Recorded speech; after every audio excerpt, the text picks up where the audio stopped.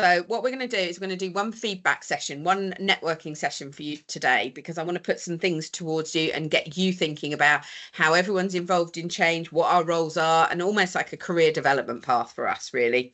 Because there's an awful lot of you, I know, because you've been contacting me, who are in the market for jobs at the moment. So we're sort of skewing this a little towards what is the career path for change professionals, because also the fact that we had to have a mini workshop on it, and I'm going to present you with ideas but not conclusions, should tell us something about the complexity of our world. So let me get started. I'm going to move across the old push, the new pull approach, and then I'm going to talk about what it means for our career. So this came out of a change capability community meeting actually a couple of years ago, where people were talking about what they thought the future trends were. And I'm certainly starting to see this become a reality now, where we're any kind of central change function. And we know that often you are in quite small groups.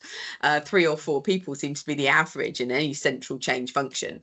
But we used to be all about, if you like, the centre of excellence. This is the process to follow, formal activities, templates, checklists, and almost pushing it on to people. Whereas what we're getting into now much more is we cannot support all of the changes in our organisations. So as the central team of professionals for change, we're trying to move to a model where people request guidance from us. We try to coach them in sort of techniques and solutions. So we want it to be more of a pull model, and we want to give them how, not what. Because if I had to summarize this slide, to be honest, I think that where we're moving in terms of the profession is much more towards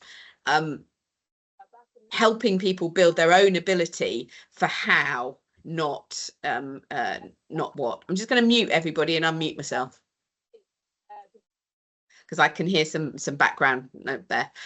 So one of the things that sort of move is something to keep in mind, I think, because it then has a sort of also, this was the shape of change in 2021. I pulled that out. The threats were that, you know, actually the change is that pull model. We're being democratized. Change management is becoming more informal because it's drifting down through the organization. And there's kind of this assumption now, everyone's sort of responsible for change. So what we were talking about at the end of 2021 was treat managers and staff as customers of our profession. Interesting. So do we become a service? You know, recognize that actually it's all of those people affected by change who need to be able to lead change. So we've got to service them in some way. There's an opportunity. I think that change, a recognition change is mission critical when the volume of change is so high. But I just don't think that the sort of the heavy-handed change management, the word management, is something that organizations are valuing. So it's maybe change ability that is something that organizations are starting to really want. So we have to start positioning ourselves more as a discipline that delivers real commercial value. And that commercial value is in landing changes, moving them through implementation into full adoption, but also along the way, building a fantastic experience of change by those affected by change. So I'm just putting ideas out. I hope these are all sort of going in your head, because I think this is the debate for today. So what is that shape of change? What do we do as change professionals in an organization? What is the value we offer? Can we move towards a more pull model instead of trying to push ourselves onto people? I couldn't help but sort of think about the results from the Global Capability for Change survey, and Jill is sitting here now as the person responsible for coordinating all the results from this year. She's putting into the chat as we speak the link to the survey for this year. So please, if you haven't already, it's 5 minutes. We've completely reconstructed it, still being able to ask the same questions, but very, very simply, so that we've got data from previous years we can compare with. But your voice really matters, and please share the link with other people as well. But the results from last year was that, you know, there was a responsibility for change shared between sort of staff and managers about half the time. Skills and change for change management known and respected, less than half. And again, this keeps going down, less than a third. We have sufficient people to manage the volume of change. So clearly there is a need for people to be able to deal with change and build that capability. So if we offer ourselves as a service that does that, perhaps that's something we should think about. This is something we started to think about in terms of when we were having this mini career workshop, which I thought was interesting. Taking change roles, if it's early in your career, you're going to have limited business experience, but you can help to deliver like the future state of the organization. You can be a part of delivering the transformation. I think if you're more experienced, there's a wider strategic opportunity for change professionals. Our extensive business experience gives you an opportunity to actually define what that future state capability is, not just think about how we deliver it.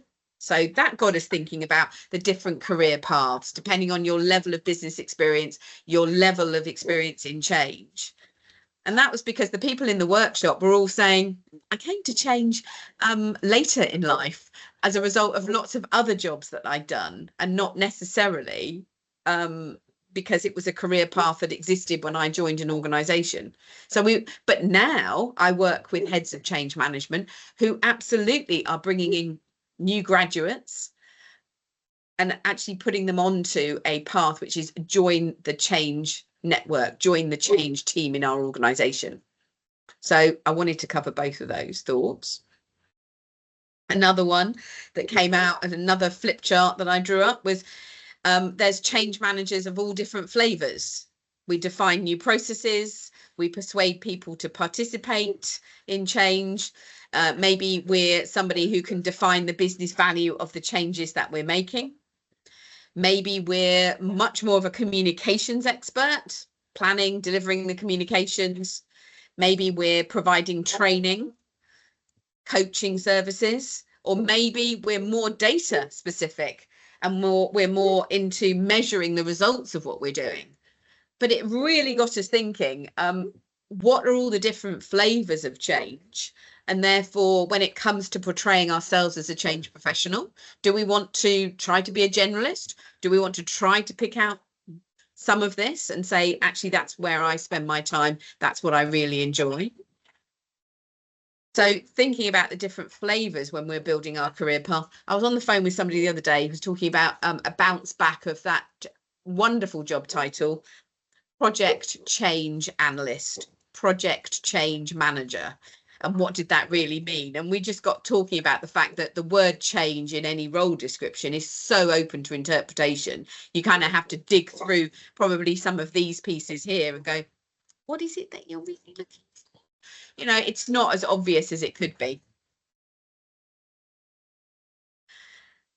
And then we started to talk about the skills. The tangible change is much more around the project end of things. Are we delivering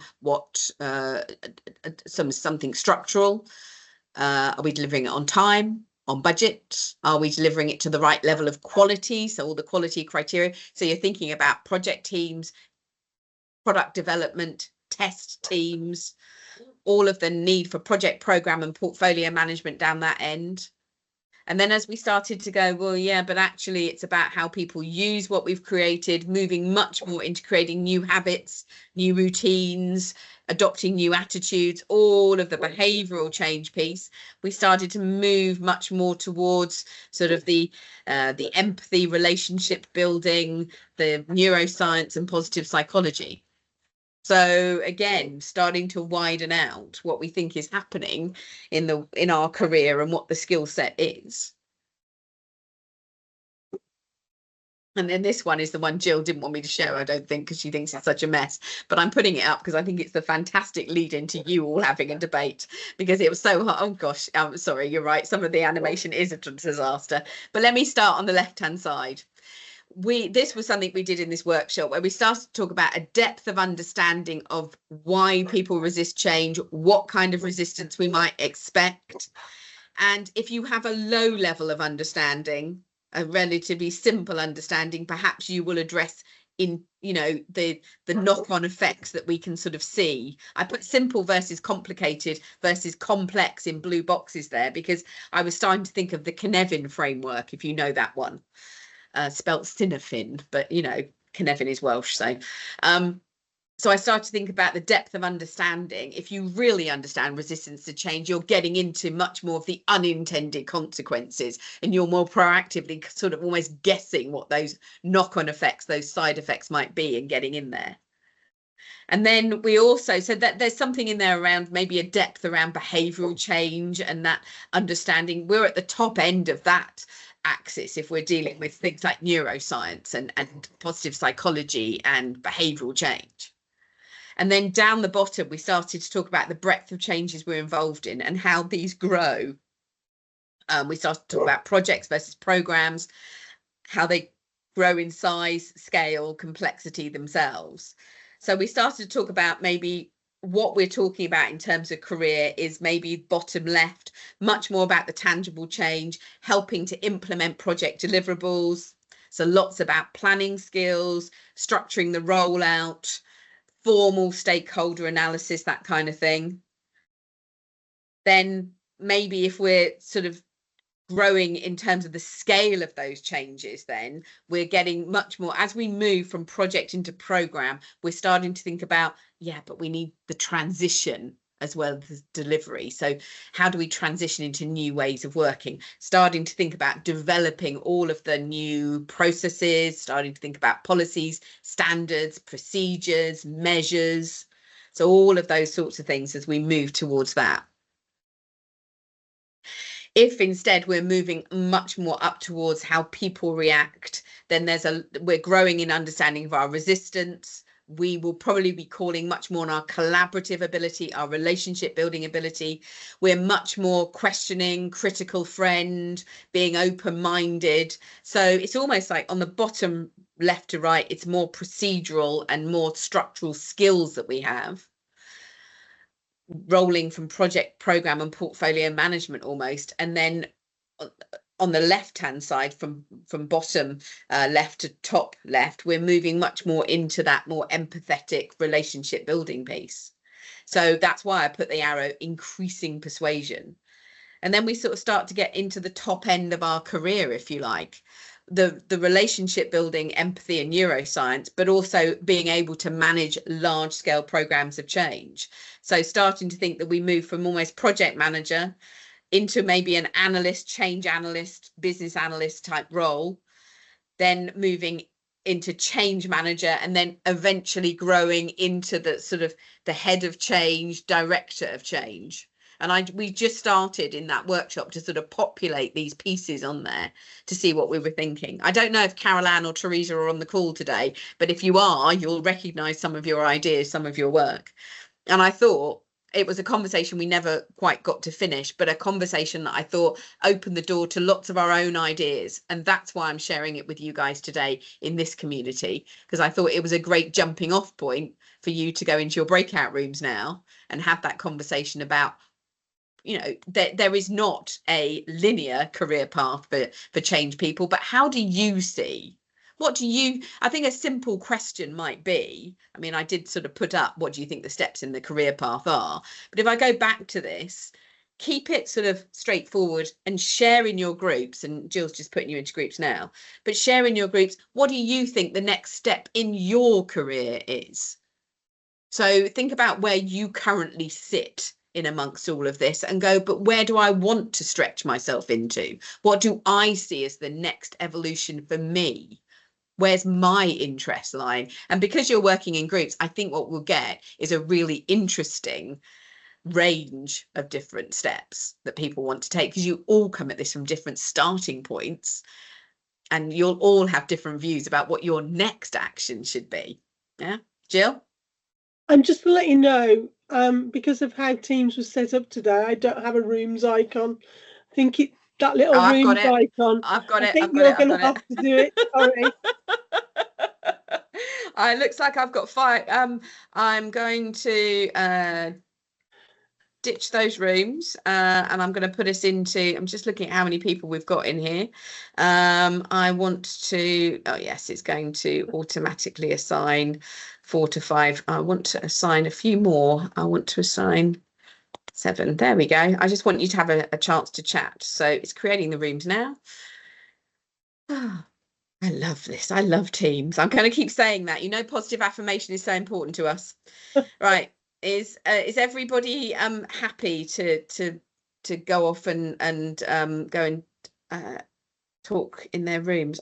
It's done something really weird. It's so excuse me a moment. I don't think I like what it's done. Choose number of rooms. Ah, right. Okay. So right. There we go. Right, done it now. Got it the right way around. Learning all the time. I feel sorry for the Microsoft integrating company that's going to be working with me, don't you? Right, off you go. Go and chat. Let's see what happens.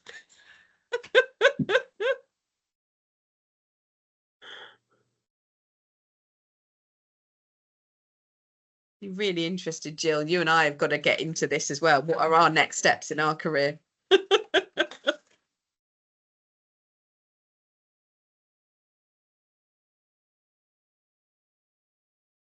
I've got Jenny who hasn't gone in. I've got Rudy who hasn't gone in so far. Susan, I'm not sure about. Joanna, I'm not sure about. Jill's disappeared. Are you having problems, Jenny?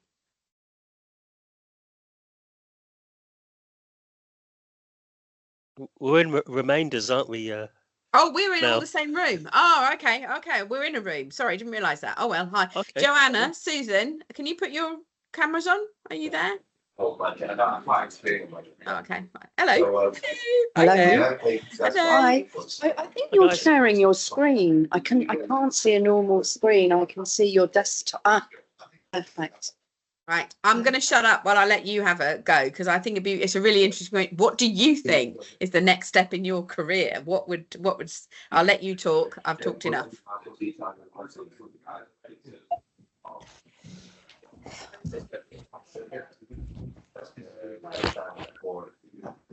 I'm happy to jump in and start a chat. Yeah, go for it. Can you hear me okay? Yeah, perfectly. Apologies. So I'm interested, I've sort of joined, I'm new to this group, and I'm a communications professional. So my normal networking is in communications work, so employee communications, employee experience, those kinds of circles. But over the years, my passion is change communication. And so I've been thinking how I'm really the bridge between the world of change and the world of communication. And quite often I see a bit of what should be a bridge can be a divide. So some people are doing comms within change, some people do sort of change comms within comms, and there can be a bit of duplication. So I'm really interested in trying to bring together these worlds and get a bit closer collaboration. And I think when you're talking about actually having value through enabling change to come to life and to become embedded within an organisation, there's something about communications and engagement being absolutely key to that, and being brought in at the outset as part of the planning, and not brought into pretty and run a campaign and get the message out there, which is that's part of communication, see, but it's about co-creation, it's about engagement, it's about voice, it's about listening and shaping and all these things. And I'm really also passionate about well-being. And I think in terms of where I'd like my career to go to next, I work independently as a contractor consultant. So I'm interested in changing the idea of changing world. And what I mean by that is I'm interested in neuroscience, but a bit more than that. It's actually, what is it about well-being? What does change do to us when we're overwhelmed and there's a lot of change going on, and how people, what is change resistance all about? Is it that people are feeling overwhelmed? Are they burnt out? How can we design change to be a bit more brain friendly and a bit more respectful, even if it's done at pace? So something that energizes, it informs, it energizes, it brings people together. That capability piece is so important, and I'm just really loving the angle of this conversation. So it's resonating with me a lot, and I just think there's the well-being aspect that I'd like to see, the well-being adding to the bottom line. It's not a nice to have, It's not fluffy. It's essential for an organisation to bring the best from their people and to innovate and compete in a difficult climate. So yeah, well-being, adding to the bottom right of that diagram, is a really interesting one. The thing that you've made me think about, I've just written this note, is first thing you said when you were talking about communications and you mentioned engagement. It's making me think there's a spectrum, isn't there, from sort of informing, engaging, almost persuading, and then seeing true behaviour change, seeing true sort of effect of that. We've got a lot of background noise on yours. I don't know, is it yours or me? Sorry, yes, I'll put my... Oh yeah, it was yours. Yeah, no, I don't know if that helped. I don't know about the rest of you, but I thought that spectrum is very interesting. It just made me make a note. Probably because I'm running the Neuroscience for Change course in 2 weeks' time, but it's made me think: can we do real engagement without understanding how the brain works? It's just making me think now about every reason why I know the Neuroscience for Change is helping people. Is there something in there around how do I understand behavior change if I don't understand how the brain works? So thank you for that. Really insightful. What about the rest of you? I've made the transition from project management to change management. It was a seamless process, to be quite honest, because well, actually I started as a trainer and then moved into project management, but it was always with the people in mind that I was doing that transition. So it was an easy transition for me to get into change. But I'm very much with Joanne in terms of moving into that well-being space, because what I find is that change is difficult for people, and you do kind of have to understand how people's brain works in terms of adoption, because that's what I tend to do. Is more the change to help people adopt new things, but then you start to think about why are people finding it difficult to adopt new things. Is because there's the way they look at how they have to deal with change. So it would be really nice to sort of like understand that well-being piece, because there's so much going on with people these days that it's not just easy for people to adapt to change, and there's so much change as well that people have got change fatigue. So for me, that transition piece, I suppose, is I do enjoy change management, but the challenges of change management is you're dealing with so many different personalities that it's really difficult to get what you're trying to do, because I do a combination of comms, engagement, change management. So you're dealing with a lot of resistance, you're dealing with a lot of personalities, and it's how do you balance all of that and come to, because obviously, I mean, I want to consult later on, so I'm just grabbing as much information as I possibly can to be able to move into that direction. But yeah, that's my sort of challenges, and that's where I would like to go. I mean, I've had different career paths, but it's all led to this. Interesting.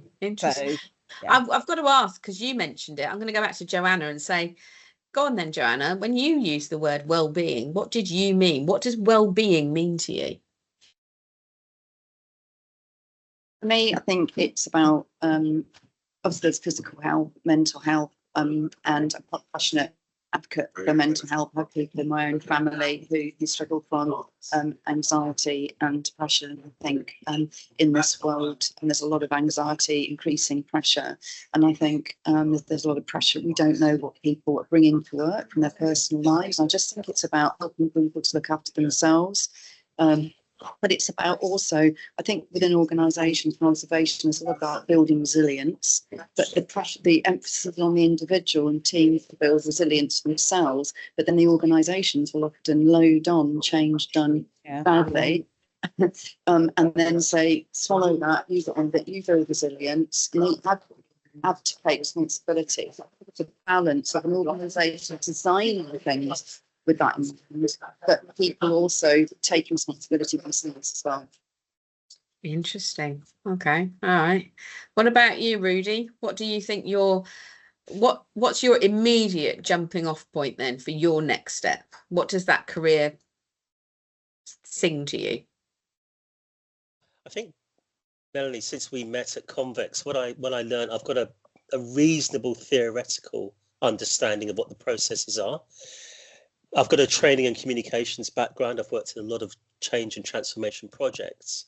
So what I'm trying to do is bring that training background, that change background, comms background, and bring the theoretical knowledge to a point where I've got enough experience of being at the coalface of delivering whole change programs. So I've done 2 short change programs. Currently looking for my next contract, but I'm finding I'm probably coming up with experienced colleagues like yourself who have had that experience at the coalface, whereas I haven't. So the bridge for me to gap specifically is, whilst I've got the skills to build the relationships, got good communication skills on a one-to-one basis, excellent at building empathy, got those skills, but it's actually putting them in practice. And I think putting them in practice is the real challenge for me right now. I think it's really interesting that when you talk about the theoretical background, you talk about training and comms, and Susan was talking about the same sort of thing. It all comes back to behavioural change, doesn't it? Comes back. Everybody's come back, have they? Yeah, we came back. I don't know whether everybody's come back because there's less in the meeting than when we started, but we just suddenly came back. We just literally didn't, without a warning, the system headed us back to you. It said 1:35 in the chat, didn't it? But then and then it said 30. Yeah, then we had a 30-second countdown. Yeah. Okay. So somebody's going to have to remind me. We're using Teams because, and try to finish that sentence with an optimism. And we are a community, right? And I look to you to support me as much as you look for me to support you. So for God's sake, somebody tell me that this will be worthwhile. Because at the moment, honestly, a call should not be the most difficult part of my day. I have just gone through a complex negotiation with a multi-millionaire investor in a business, and yet that was a piece of cake compared to logging on to the call for the capability community. I mean, there must be something seriously wrong. I think all the rooms are now closed. So and there we go. So I'm gonna go back to what I always do, which is let's hear the only thing that matters in this world is what you guys thought about, really. So what I'm going to do is let me see if I can put my slides back up. Let's assume it will allow me at least to put a new slide in and actually write up your answers. Oh, come on, PowerPoint, you can't have crashed as well. Okay. All right. Okay. It does get better. Yeah. But just not right now. Right. Okay. I'm going to try and share my slides and capture your thoughts. I don't know about you, but I was having absolutely inspiring conversation. So I'm sorry, Jenny, you didn't even get a chance to speak. But it was a really interesting I think it's called, no, I'm just sharing the wrong one there. So we'll stop sharing that. No, stop sharing. I want to leave the call. No, I don't. Stop sharing. Window, share the window. Everyone is responsible for change. How about that? There we go. Right. Okay. Your thoughts then. Anybody want to start the call? Jill, you just tell me when people are talking and I'll type up as we go. Yeah, I can do. Not many people have done it yet, but I can start from our group if that helps. Yeah, please do.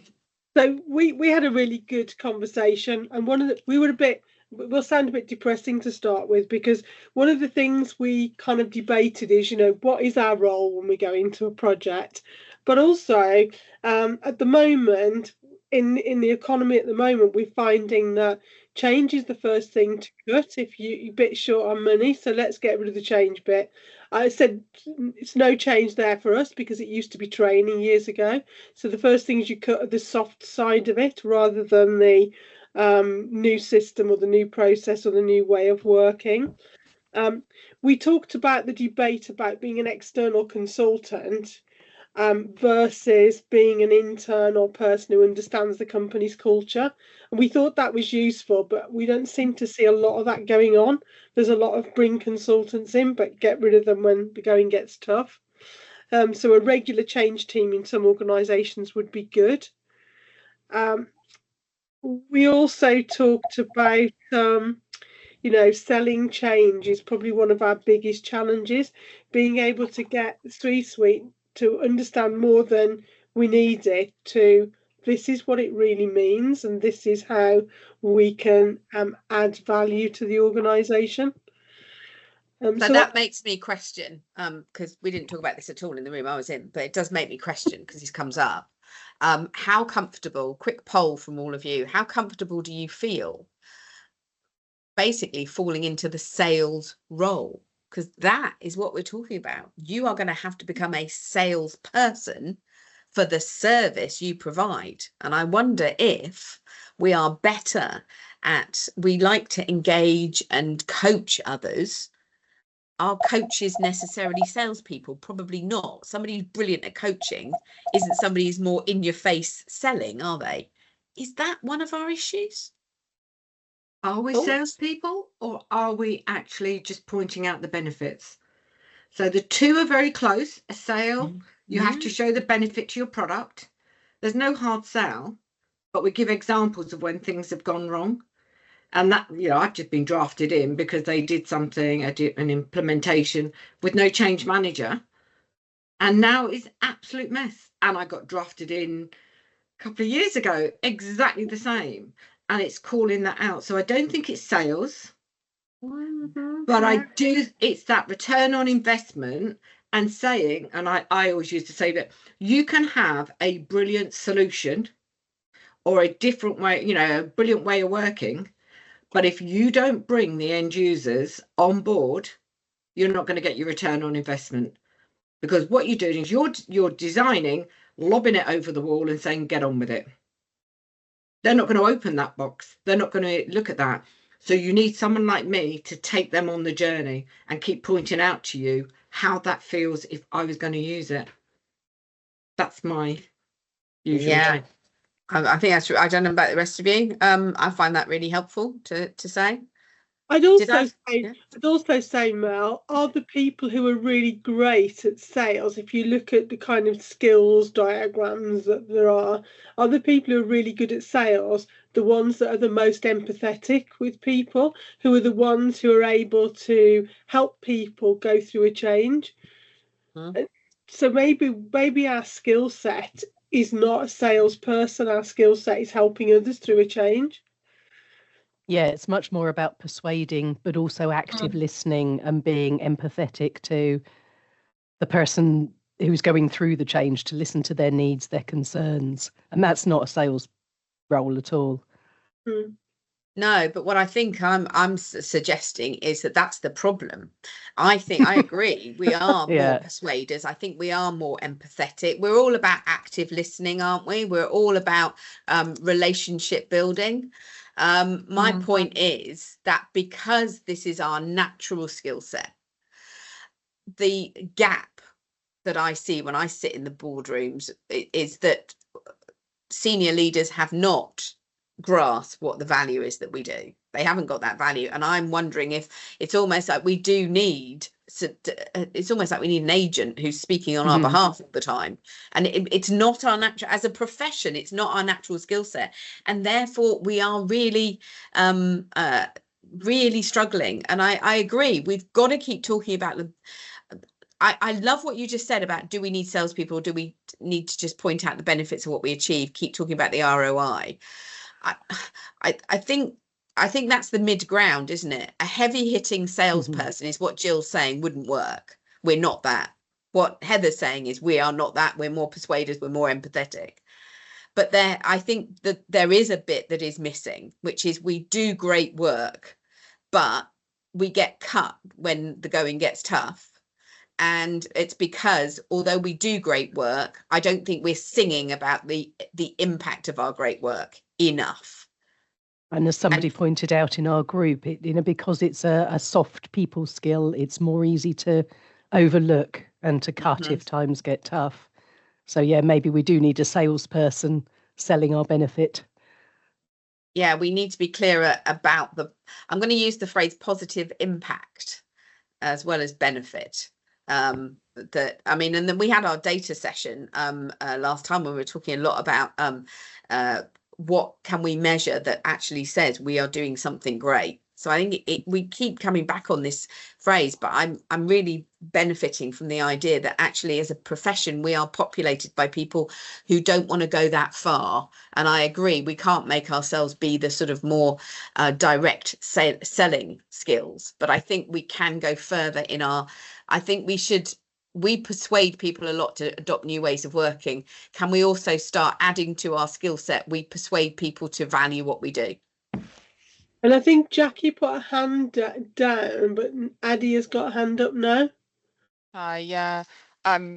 Is it not incumbent on us, I think, maybe to almost transcend what we do so that we make more sense to the people who are buying our services? So the C-suite, you know, what are they most what matters to them? How do we sell ourselves so that they actually understand us, so that we can then, you know, show the true value and impact that we have?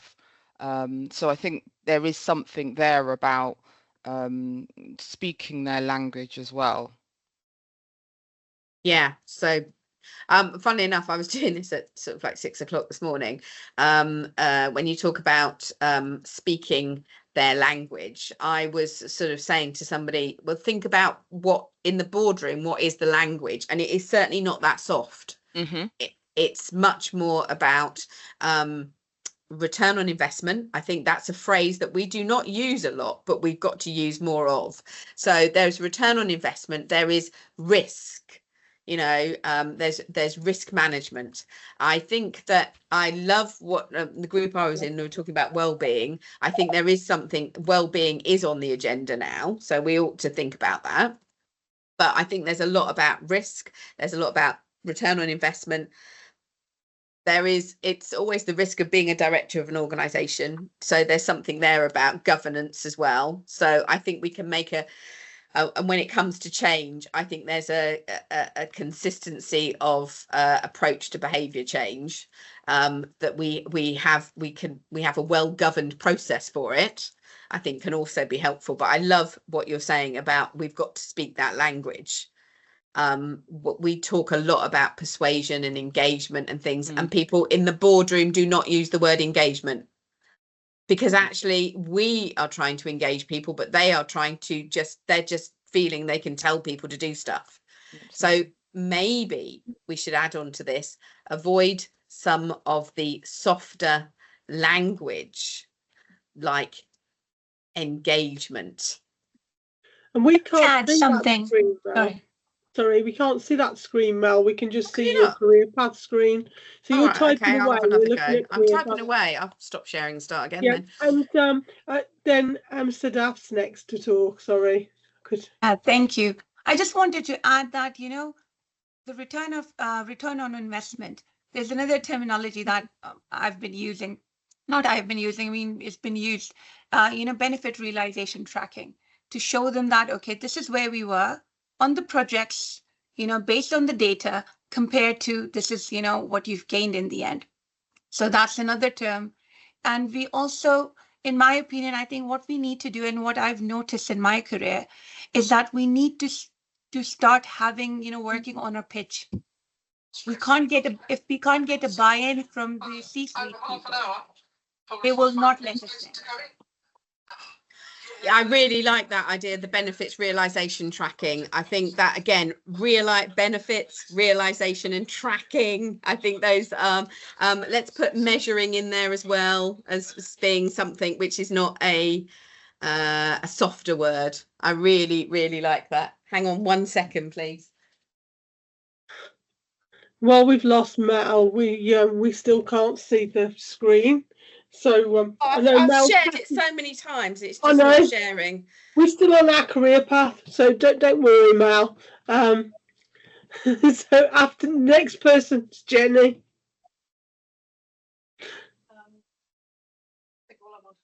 Can you see it now? Yes. Oh, finally. And I think Jenny's next, but I couldn't hear you, Jenny. I think your microphone's on your head. We're having a good Microphone day today, up aren't on- we?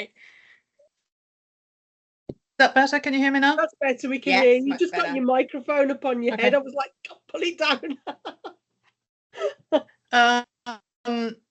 Yeah, so I think the point I was trying to make was basically, yeah, I do think we should never really talk about the way we do things, what we do as change managers, and engagement is part of that. Engagement is a means to an end. We need to always talk about the end.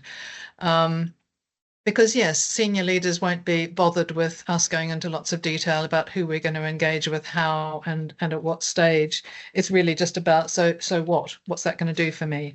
And I think we do need to focus on benefits, whatever the language, again, that your interlocutor is speaking, whether it's benefits or outcomes or whatever the words they use. We've got to always, be that kind of chameleonic empathizer and get alongside it. And I think the other point I wanted to make is that we're almost trying to prove a negative. We can't ever say to somebody, well, if you hadn't had me, your change would have been rubbish. And that's really, really hard to do. So when they say, so remind me what difference are you going to make to me? It's quite a difficult thing to do, but I think for me, it's about education, not sales, just making sure that you get these people on the right side, and you only do that through speaking their language and talking about the why. Answer the so what question to yourself and then use that. I can see, Mel, a short video from you coming on one of the days in our system about how you actually sell yourself. What words to use and what not to use. Yeah, on the Changeability Pro platform, I'm thinking the same thing. Because what's really interesting me right now is we had a question that actually the groups here. I'm sorry, I'm really struggling with. If anybody knows me, you'll know that my dog has tried to rip his bandage off this morning just while I was struggling with Teams. So I'm now sat here now with my feet over his leg, trying to protect him from ripping his bandages off. He's done it a little bit, and I'm fairly devastated. So it's amazing, isn't it, how you're when something bad happens, your entire emotional well-being. I could lecture for this for ages, by the way, on the Neuroscience for Change course, but how my stress levels, because Teams hasn't been working, and now my stress levels because I can see blood all over the carpet, is making it much harder for me to focus and concentrate. But the thing I wanted to share, and maybe the people in my group could just come in and have a word on, was that what we were doing, we were talking about what was the next step in the career path, and both Susan and Joanna had some really interesting things to say. So I know that we'd started to talk about that career path diagram and what might be happening here. It seems to me that we've focused a lot on, again, then this seems to come up in every session we run together, so clearly we need to vent, but it's about establishing our value. But Susan or Joanna, do you want to throw in anything about what you were saying about what your next step was and how that got us talking about career paths?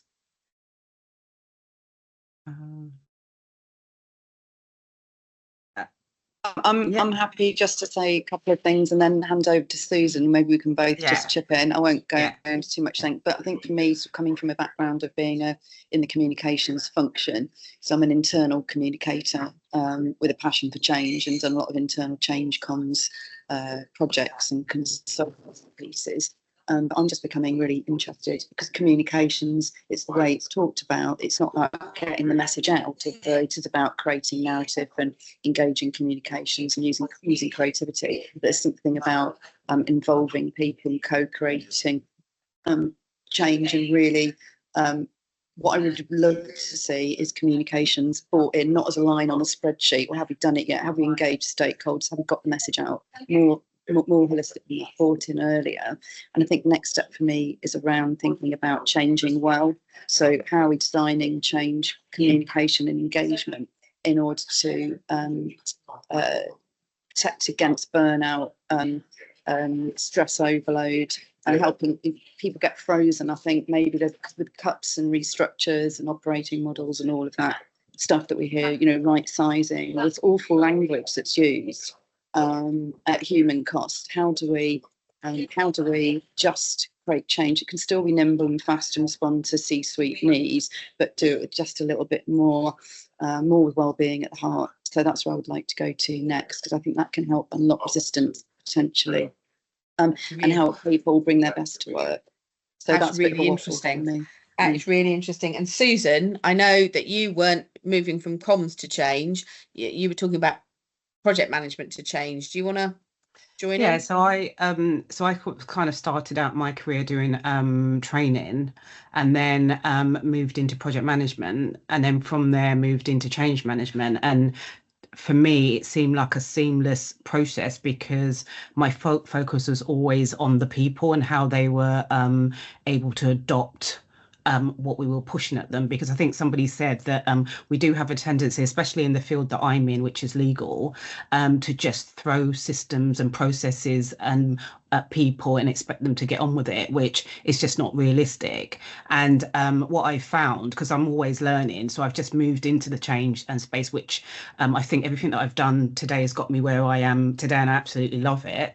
But I'm so focused on the people because people have, there's so much change fatigue. It's about the well-being because people can't deal with all of this change that has been thrown at them. So for me, my next step will eventually be into sort of that consulting space, because what I find is that people or organizations say that they want change but don't actually know what that means. And when you try to explain to them that this is the benefits that I'm trying to bring, they're like, oh, yeah, but I still want you to do it this way. And it's kind of that education piece that I'm sort of wanting to move into, because I think there's a world and an area for education to be a part of that change, but actually from the top coming down. I don't think it's the people at the bottom. I think it's the people at the top that is where the problem is. And it's sort of like having that education around what change is and how you can work with your staff to get to where you want. Because at the end of the day, you spend all this money, if nobody's using your product and nobody's doing anything, well, you're not realizing any benefits, are you? But there's a disconnect with that, and it's kind of like bridging that disconnect, if you like. So I think we've talked about sales, we've talked about different terminology, and there is a bit of sale because you are kind of selling something, but it's also more than that. It's just an education, and that's what I'm finding, because I've got challenges at the moment because I'm trying to bring change, but also trying to convince the people at the top. They've employed me to deliver change, but they don't know what it is. But I'm fighting them, and I'm fighting the people. So there is I think there's a virtuous circle. Well, this circles back to almost the top piece that everybody raised, which was, the change is the first thing to be cut. It's the softer stuff, and that led us back into that selling conversation, and until we get our message. Jenny added some very valuable things in.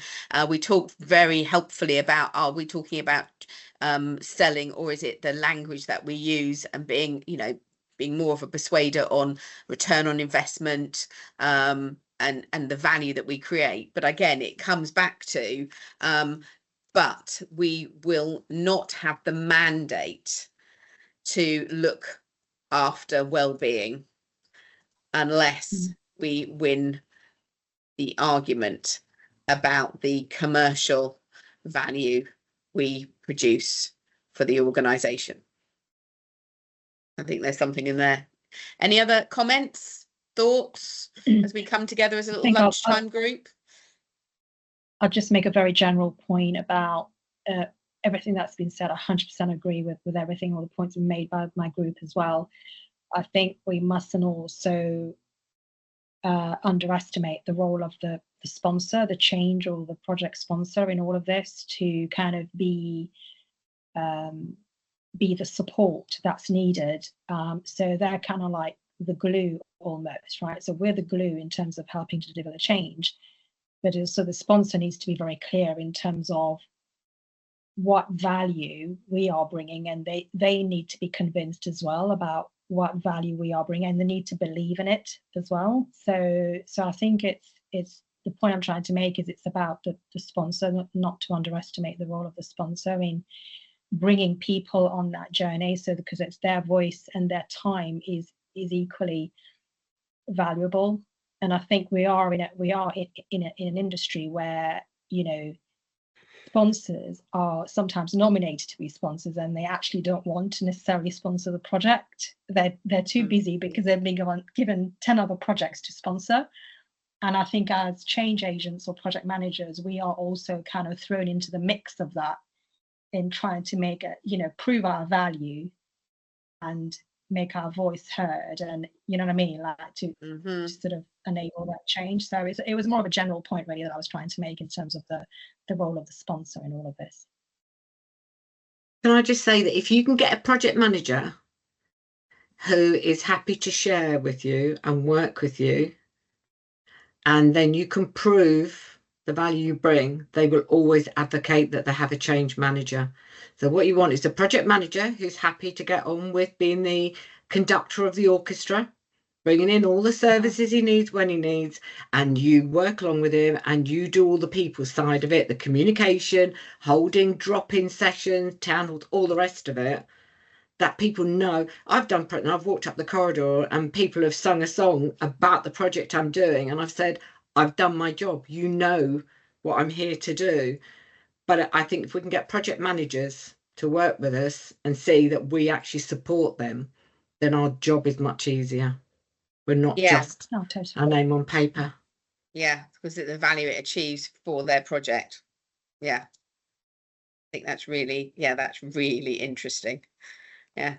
Well, I can't believe we've come to the end of the time. I'm just going to put this back up because I know that if we don't, again, it's a bit like, you know, we're creating an own goal. If you haven't filled in the survey, we haven't got statistical data. That statistical data is part of winning this argument, because when we talk about the language, part of the language is always going to be the statistics that we can share about what other organisations are doing. So please fill in the survey, have your say, because that data is what makes a difference. And I know that I've been quoting the data from this time last year all the way through for the last 12 months, and just sometimes dropping in statistical information gets the board to sit up and take note a little bit more, because I'm talking their language, I'm talking numbers, I'm talking statistics, and I'm turning our world of soft speak and persuasion and activities and engagement into something more that they recognise. So if you haven't done the survey, please do the survey, and we'll be getting together again next month for yet more discussion on we're going to try and do some of our favourite techniques from the year and all the things that people have really enjoyed. And if anybody did miss the link to the survey earlier, I've just popped it in there again. Oh, thank you. That's really good. Excellent. Right. Well, thank you very much. I hope you go and have a good weekend. I'm going to go and rebandage the dog's leg because that seems to be my life constantly. Again and again. Yes. All right. See you in a bit. Take care, guys. Thanks a lot, ma'am. Bye.